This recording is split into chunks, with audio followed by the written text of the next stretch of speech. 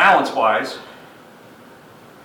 he's in Kesa, he's head forward somewhat, and I want to get him in a head back posture. So that's what I want to do. I want to create a situation where he wants to remove this hand that's causing him a problem. I will typically also, on the outside of the biceps, a pressure point,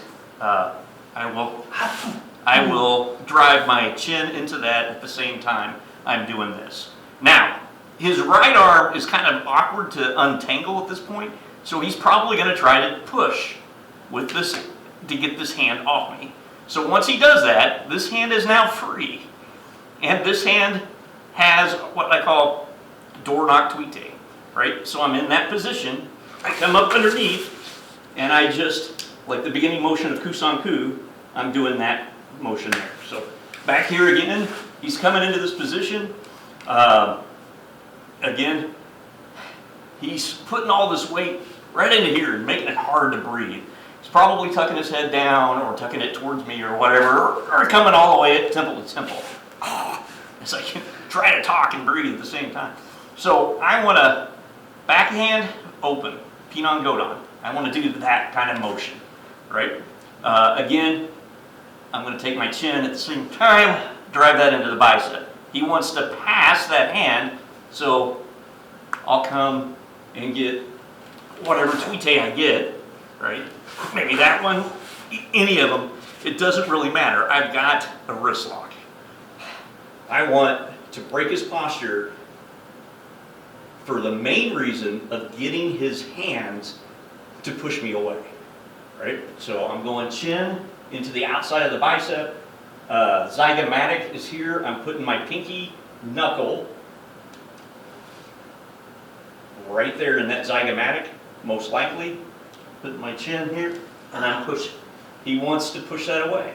I've got the door knock. I just ideally release my thumb so I'm in a web-to-web grip. Then I come up inside, and I can just be right in that position to get the initial lock, right? From this position, he's still got that hand there, but I've got an elbow, 1, 2, 3 points of contact, 4 if you count my thumb. I'm gonna spiral this towards this hip as I disengage my hips from the floor and go face his feet. So I'm here, I'm gonna roll and come into there, right? From here, drop your left knee so the camera can see. I'm going to drive this in to go to web, but most likely as I'm doing that, I'm gonna trap that opposite arm with my leg, right? So I'm now here in this double handshake mode, and I use my elbow to come up, and I roll them straight over. I've got an arm bar and a wrist lock. I can trap them in the arm bar, or I can go on up to the shoulder lock from there. Okay? One more time, real slow from that side, and see if we get in a different tuite. All right? Doesn't really matter. Again, the key is I need to create a reason for him to push me. All right? So here in that position, he's going to come in. Maybe he grabs me in the tuite position, right? So he's trying to do the door knock tuite, right?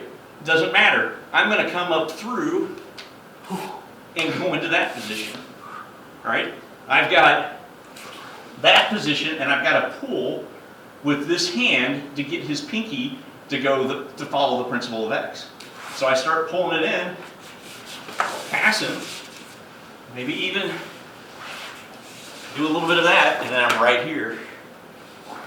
And I'm applying pressure from the pinky side diagonal across, right? And I can go rear mount, change hands, and I'm right here into what we call our rear mount handcuffing position.